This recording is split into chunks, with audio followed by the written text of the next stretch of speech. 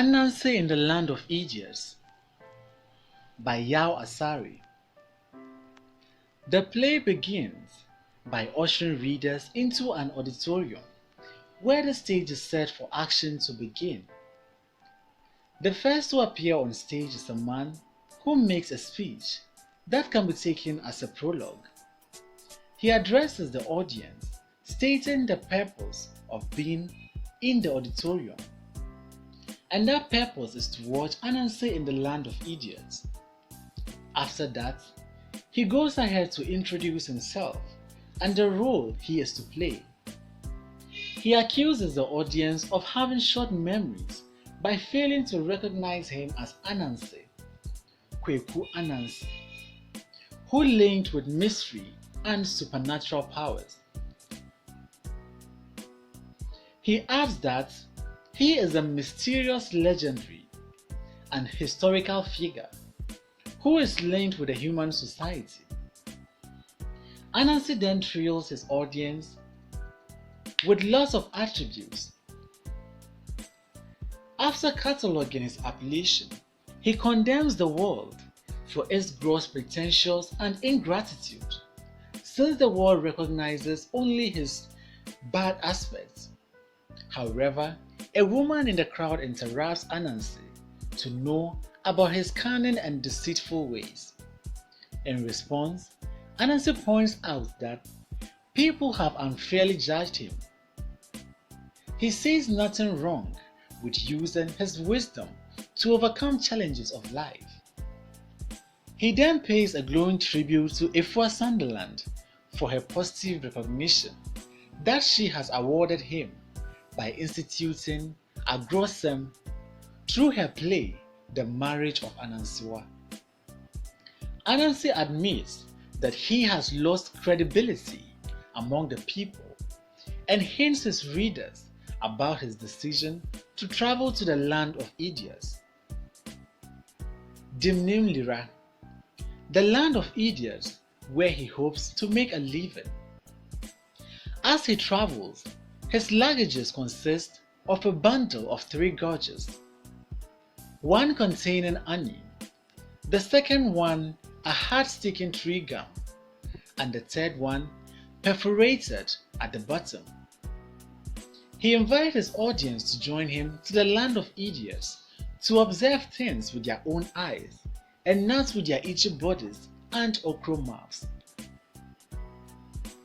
After Kweku Ananse's introductory comments, the actual play follows.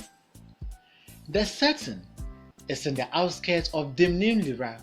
In the morning, a procession of 7 maidens, led by the priestess of Kumpi, holding a fly whisk, her 3 acolytes, one of them holding a calabash of water, and 4 drummers appear behind. One of the 7 maidens carry a bowl of mashed yam in oil, decorated with 7 boiled and shelled eggs, symbolizing the 7 maidens. 1 egg is pivoted at the apex or at the top of the mashed yam in oil. This topmost egg represents the leader of the 7 girls singing and dancing. This maiden is the princess of Dimnilira. All these people are involved in the puberty rites of the 7 maidens. When the procession reaches the crossroad, the venue of the ritual, the priestess guides the maiden to go through the sacrifice. The meal of mashed yam and oil is placed on top of the mound and abandoned at the crossroads. Meanwhile, Ananse, who has been hiding in the bush and watching the ritual and lastly admiring the princess and her counterpart dance, he sneers at the strange culture and finds the mashed yam and oil, which he describes as a feast from the gods. Having traveled a long way to reach this destination, without food, he is so famished that he prays that the gods of the land will allow him to eat the meal. Ananse then takes his turn to enjoy the meal before the gods. Anansi knows that the food cannot be a bait to kill a monster, or perhaps this was something to welcome him.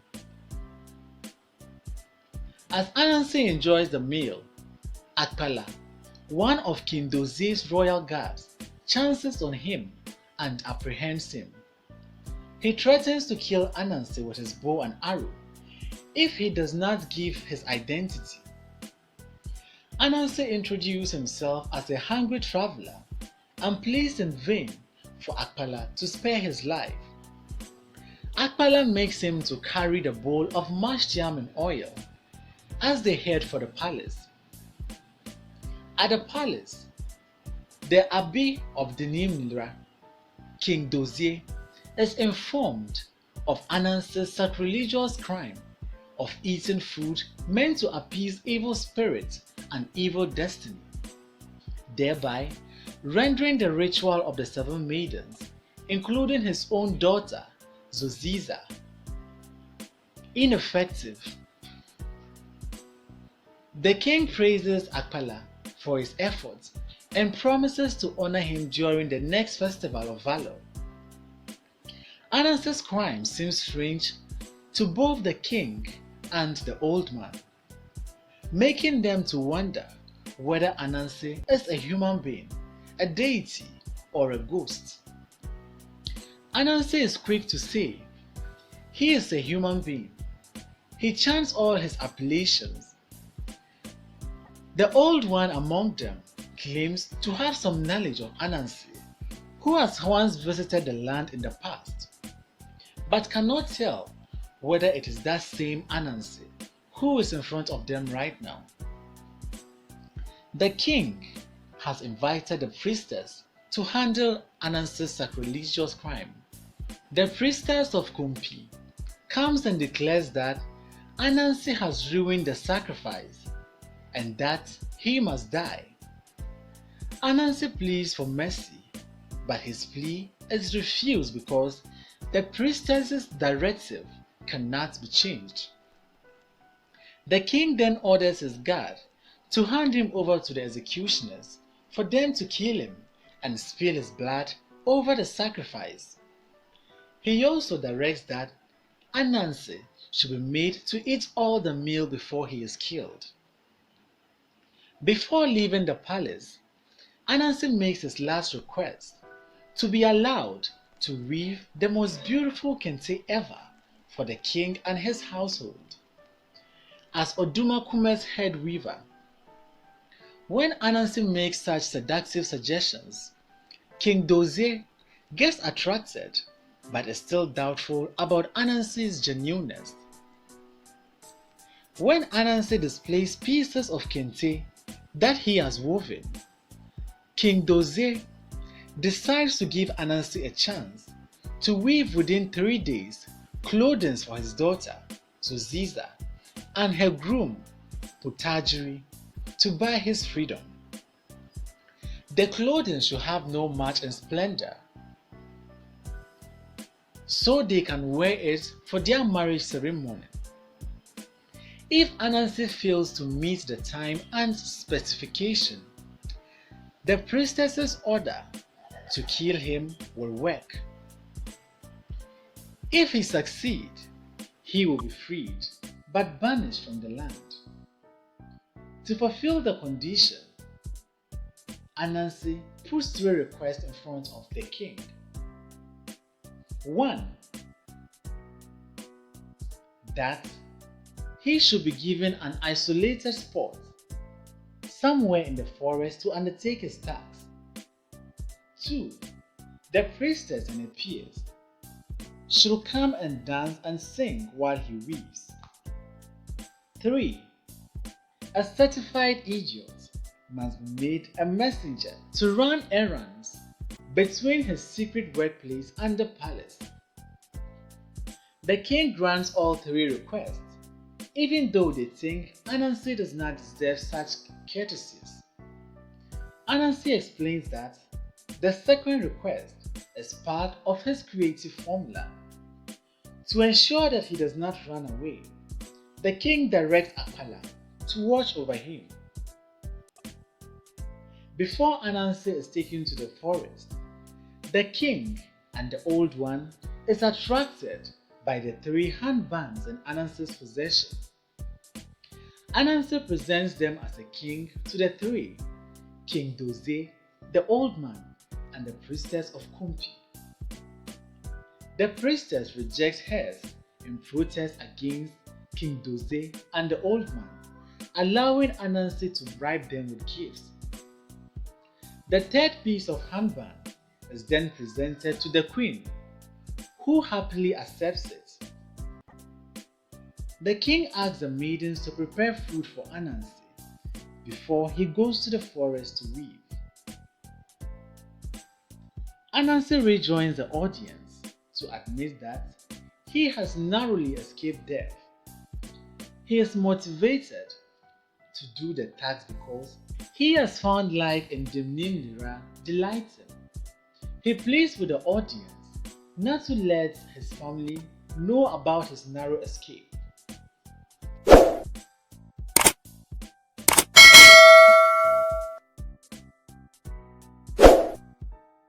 The second movement begins while Ananse is busily spinning and singing. Akpala, who is supposed to watch him, is deeply asleep, leaving his bow and arrow lying on his lap. Ananse makes fun of him because he can easily run away, particularly as Odudu the idiot is going to fetch the maidens from the palace.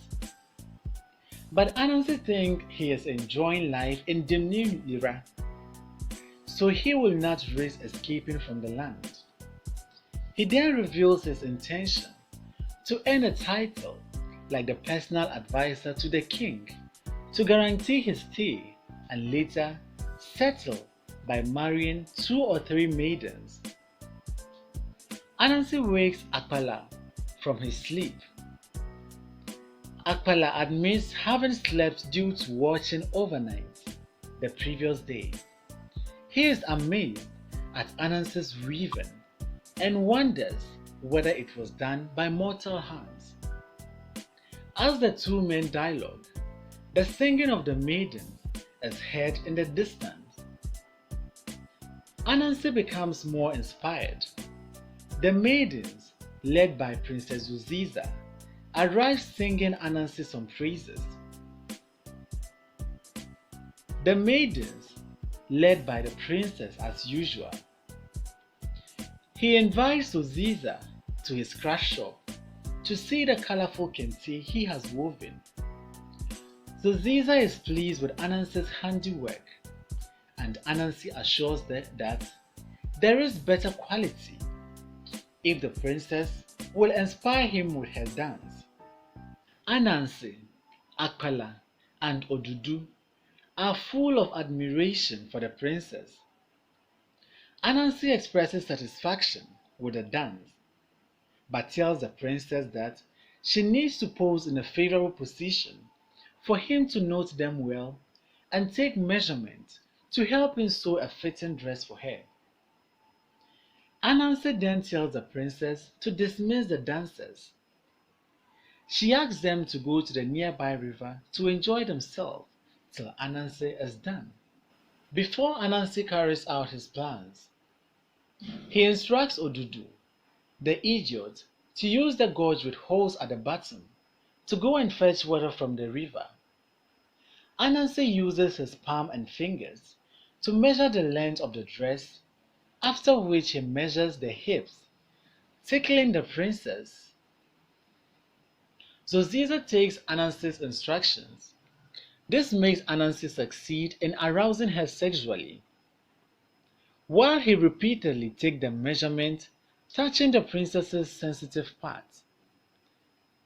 Akpala is compelled to tell Ananse that he is overstepping his bounds, and that the princess is a betrothed woman. Ananse threatens to stop the tax because he is being misjudged. But Zoziza disciplines Akpala. She orders him to lie prostrate till the exercise is over. Ananse then gets the opportunity to measure the princess' bosom. Finally, she becomes aroused and gives in to her seducer to sleep with her. Akpala, who has fallen asleep, wakes up when Anansi was already done with the princess, and she and her maidens are singing on their way home. Akpala gets suspicious. More so, he cannot find Odudu around. Odudu returns later with the empty gorge. Anansi chides him for foolishly taking the wrong gorge. Anansi takes the gorge containing honey and tastes it. Akpala and Odudu yearn to taste it as well, as they have never taken the sweet substance before. Anansi describes it as a mystery sweetness from the gods. He gives each a drop into the palm to feel. After tasting it, they find it tasty and wonder where he got it from. He tells them that he had it from the gods due to his association with them. The honey is one of their secret pleasures. As Anansi continues to weave, he dispatches Odudu to go for his supper. Odudu leaves the scene as he licks his honeyed palm. Akpala persuades Anansi to tell him how he got the honey, so that he may relax his watch over him. But Anansi considered that to be a poor bargain. Anansi then tells him of his desire to win the princess for a wife.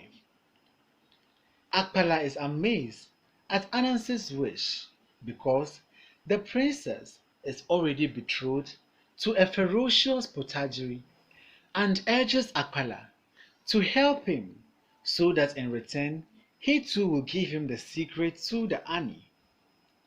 Akpala wonders how Anansi can triumph over Potagiri, who is a prince from an esteemed clan and who by marrying Zoziza will inherit a whole chiefdom. The island of Boile, beyond the Pei River, a chiefdom complete with palace, cattle, an army, food ban, and everything. Anansi prevails over Akpala to cooperate with him to win all those things going to Potagiri, so that he will share them with him, and in addition, he will give him the secret of the honey. He learns from Akpala that Potagiri defeated him in a wrestling contest.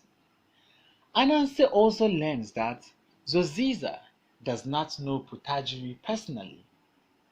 All arrangements are done on the couple's behalf by go-betweens. Having gotten this information, Anansi decides to invite Potagiri to take his measurements. In the course of that, the prince will put his bow and arrow down, his amulet and necklace aside, making him disarmed. Meanwhile, Akpala is to hide in the bush. Anansi will make Potagiri to stretch his arms, and then he will signal Akpala by whistling to shoot his arrow and kill Potagiri. Both of them agree that if Anansi breaks his promise of giving him his own share of the property, Akpala will reveal the secret to the priestess and the king. The next plan is that when Potagiri dies, Anansi will be dressed in Potagiri's clothing, whilst Potagiri will be dressed in Anansi's clothing. Then Akpala will break the news that Anansi has died by falling from the rafters and breaking his neck in the presence of Potagiri and Akpala. After that, Akpala will inform the king that as an honor to the prince, who has tried in vain to save the life of Anansi, no one should mourn Anansi until the marriage of Potagiri and Zoziza is over. Akpala, at a secret location, will guide Anansi to rehearse his new role as Putajiri. After the marriage, when Anansi has got his chiefdom, he, Zoziza, and Akpala will live to their new fortunes.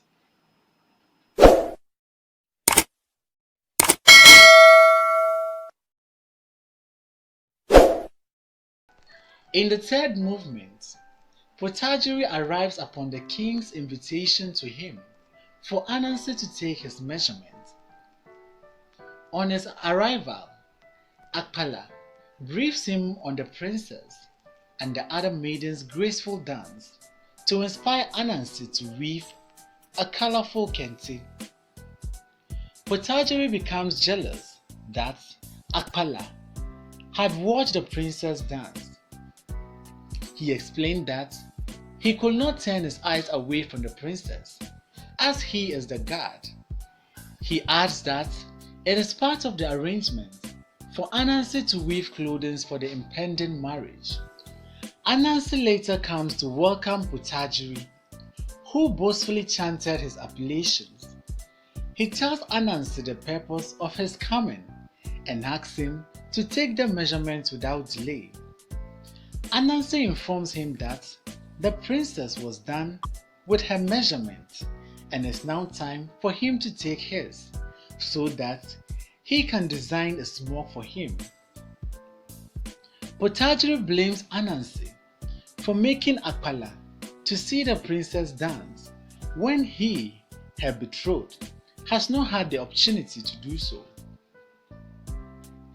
In reaction, Anansi tells him that he has little control as a captive to prevent Akpala from watching the princess and that as a stranger he cannot interfere in ethical rules of the land. As Putajiri waits impatiently to be measured, he vents on Akpala, his old rival in wrestling, whom he accuses for spying on nude maidens.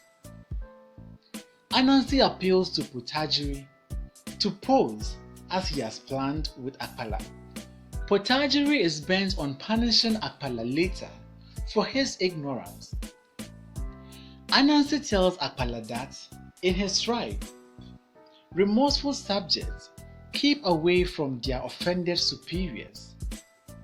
He orders Akpala to hide in the bush.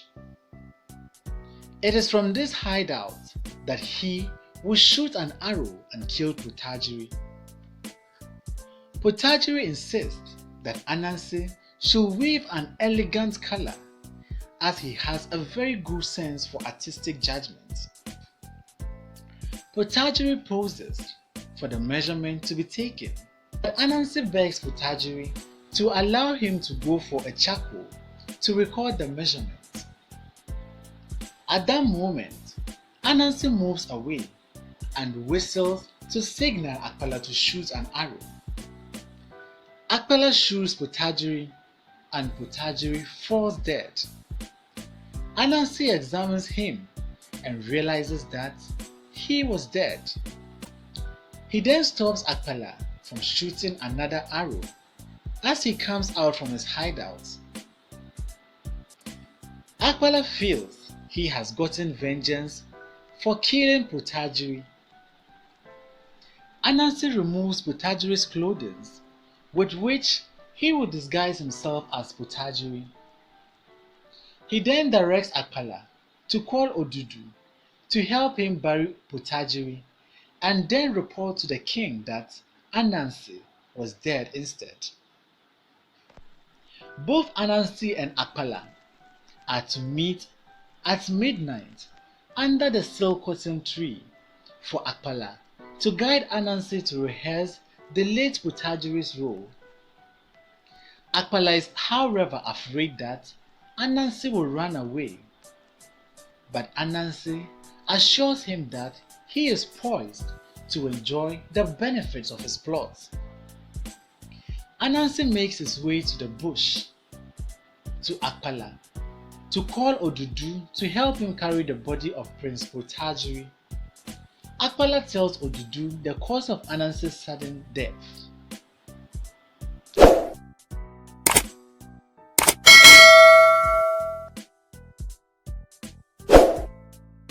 The fourth movement opens while the stage is set for the wedding.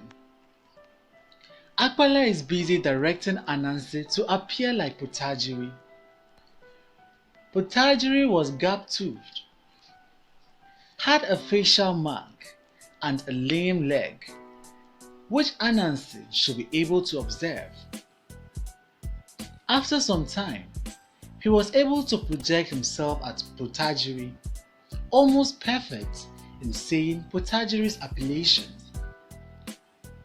Akpala has also succeeded in making King Doze accept him as Putajiri's best man. This is because he will be in the position to prompt Ananse when he is smiling to expose his teeth, which is not gap-toothed as Putajiri's own. The next scene ushers King Doze, the king, Zoziza, and other participants. Soon, musicians comprising drummers, warriors, dancers, men and women dancers arrive amid drumming and dancing. The bride and the groom also arrive. Ananse, disguised as Putajiri, is showered praises and appellations by King Doze.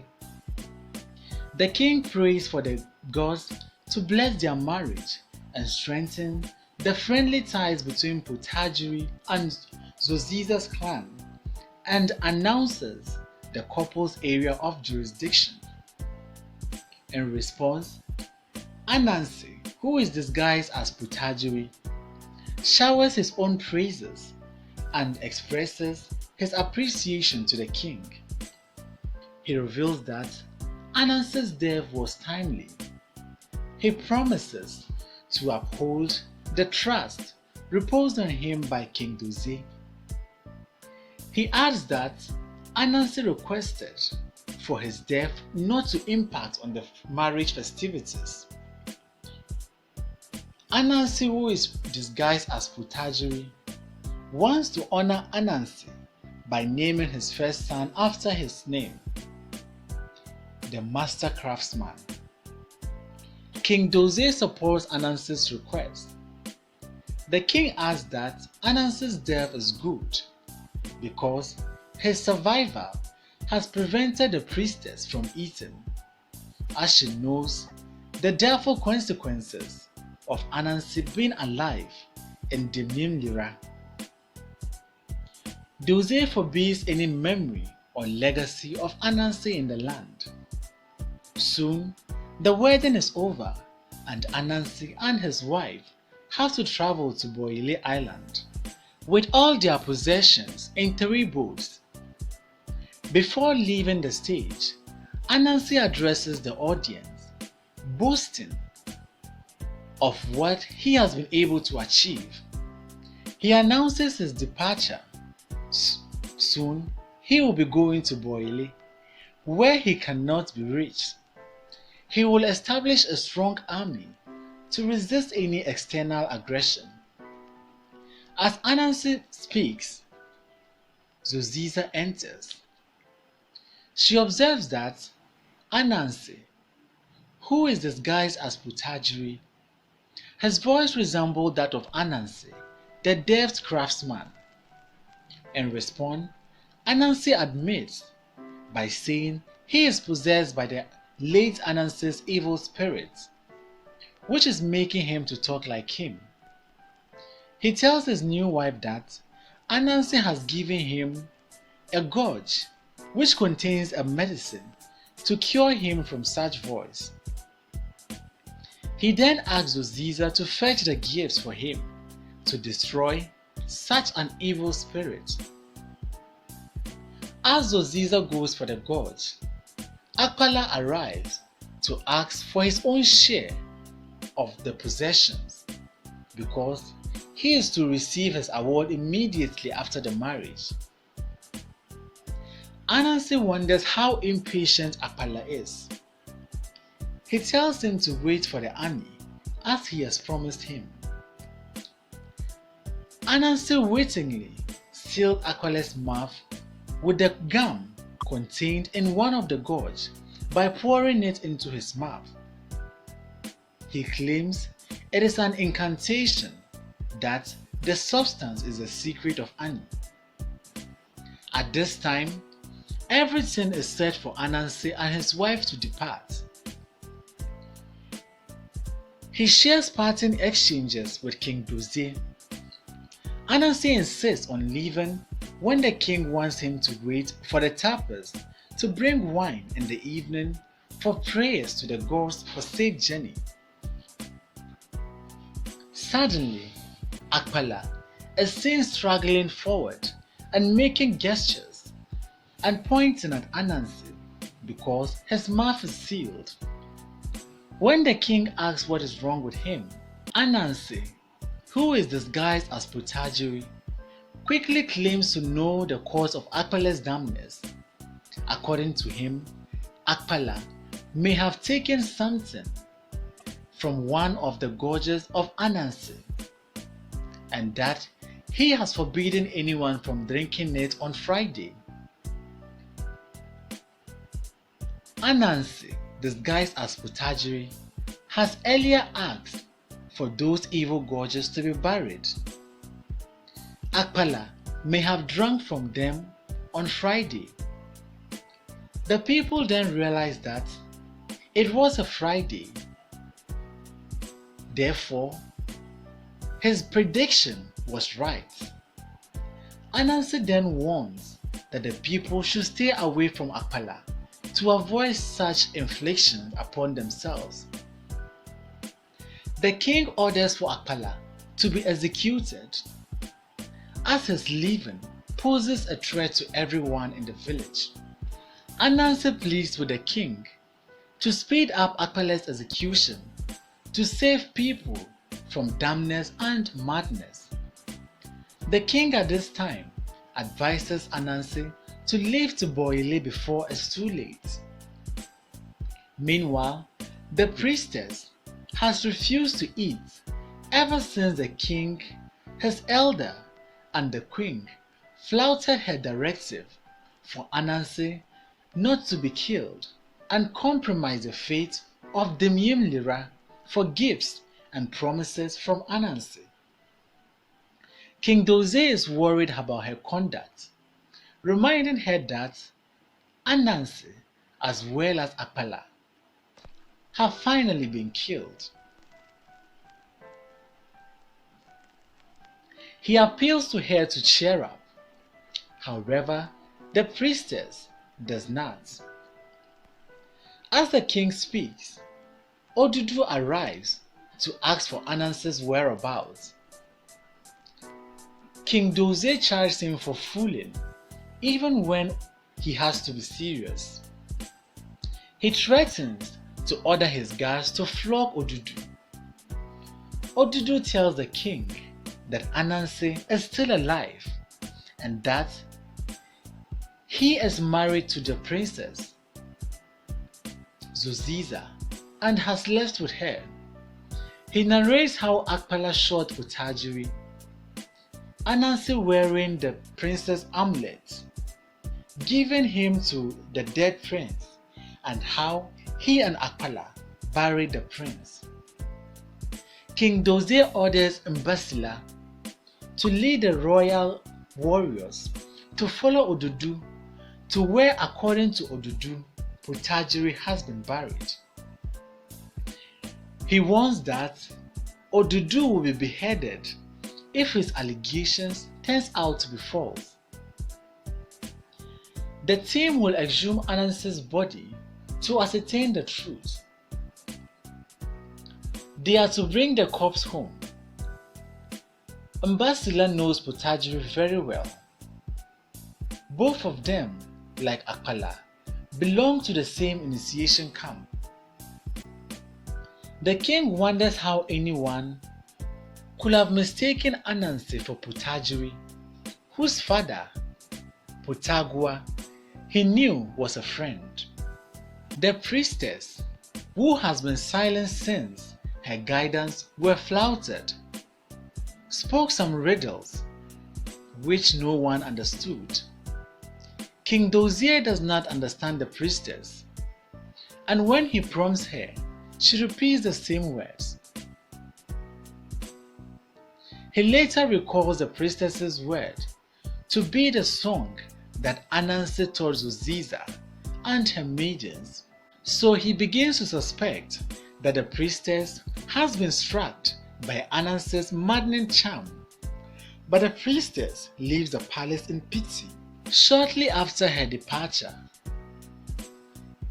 a warrior dirge is heard. The searchers soon follow bearing the corpse to the stage. Ambassador confirms to the king, the queen, and the old one that it is Putajiri who is rather buried and not Ananse. It is also confirmed that he was shot with an arrow. The king, the queen, and the old one then realize how they have been idiotic enough to have let Ananse swindle them. The king declares war against Ananse as his empire is under siege.